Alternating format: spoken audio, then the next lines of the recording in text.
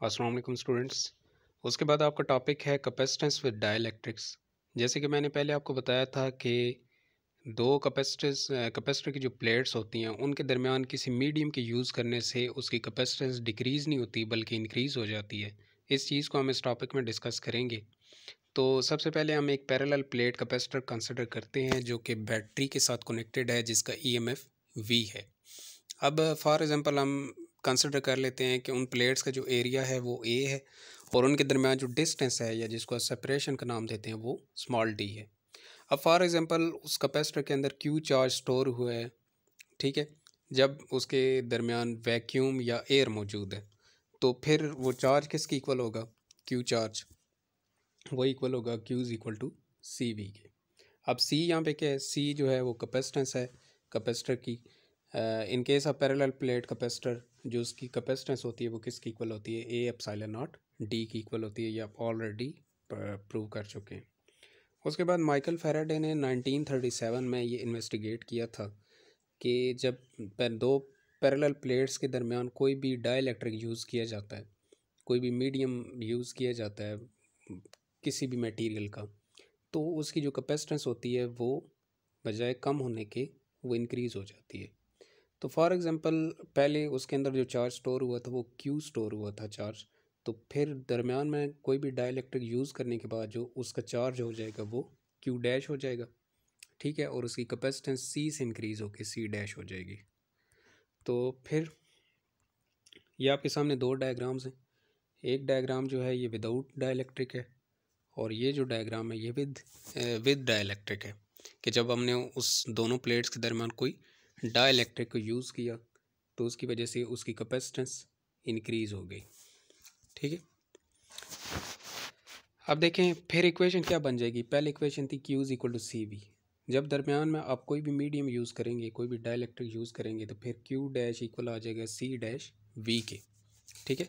एक बात ज़हन में रखनी है कि वोल्टेज को आपने इंक्रीज़ नहीं किया तो वोल्टेज वही रहेगी जो पहले थी, वो वी रहेगी। पहले भी वी थी, अब भी वी रहेगी। सिर्फ चार्ज इंक्रीज़ होगा और उसकी कैपेसिटेंस जो है वो इंक्रीज़ हो जाएगी। अब जिस फैक्टर से उसकी कैपेसिटेंस इंक्रीज़ होती है उस फैक्टर को हम नाम देते हैं एप्सिलॉन आर का, या फिर आपने फैक्टर पढ़ा हुआ है के ई, जिसको रिलेटिव परमिटिविटी भी बोला जाता है। तो यहाँ पे फिर के ई का फैक्टर इन्वॉल्व हो जाएगा। तो के ई किसकी इक्वल होता है? के ई इक्वल होता है सी डैश ओवर सी के, ठीक है। सी डैश क्या है? जो कैपेसिटेंस इंक्रीज़ हुई है उसकी, और सी कौन सी है? जो वैक्यूम के अंदर उसकी कैपेसिटेंस थी। तो यहाँ पे फिर सी डैश किसकी इक्वल आ जाएगा? आप सी को के ई के साथ मल्टीप्लाई कर देंगे, सी डैश इक्वल आ जाएगा के ई सी की इक्वल आ जाएगा। और यहाँ पे आप सी की वैल्यू पुट कर देंगे तो सी डैश किसकी इक्वल आ जाएगा? के E into A epsilon not over D.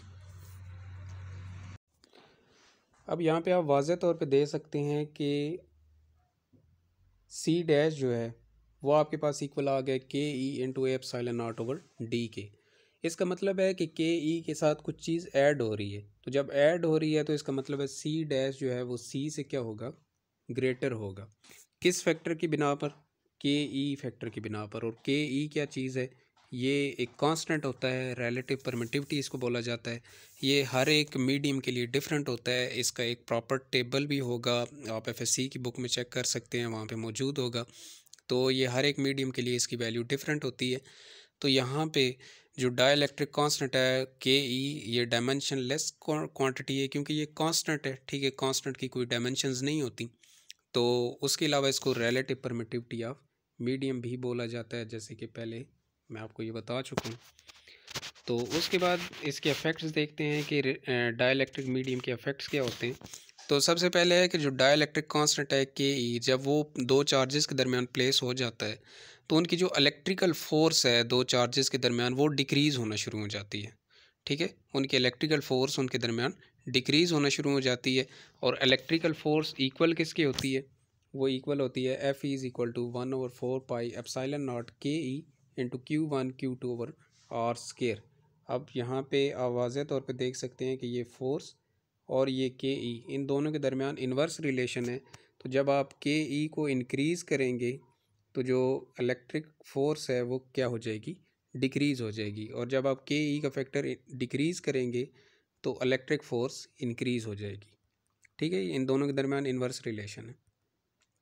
उसके बाद सेकंड पॉइंट है कि जो इलेक्ट्रिक फील्ड इंटेंसिटी है दो चार्जेस के दरमियान वो भी डिक्रीज़ होना शुरू हो जाती है, किसके डाइलेक्ट्रिक मीडियम के इन्वॉल्व होने की वजह से।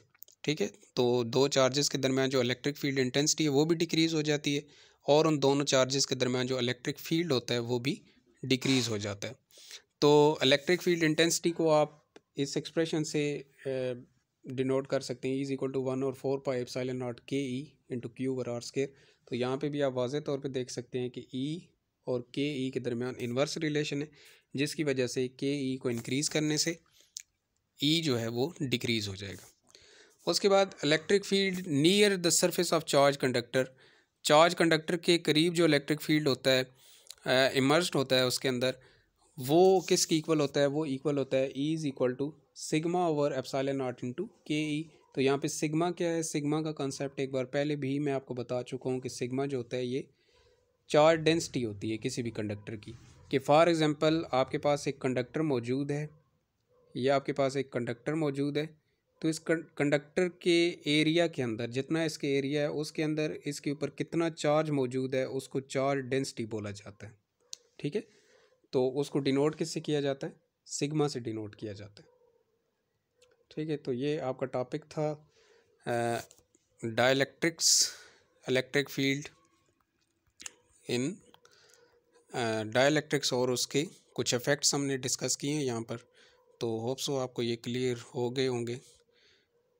तो अगर फिर भी आपको कन्फ्यूजन हो तो आप मुझसे कंसर्न कर सकते हैं। Thank you.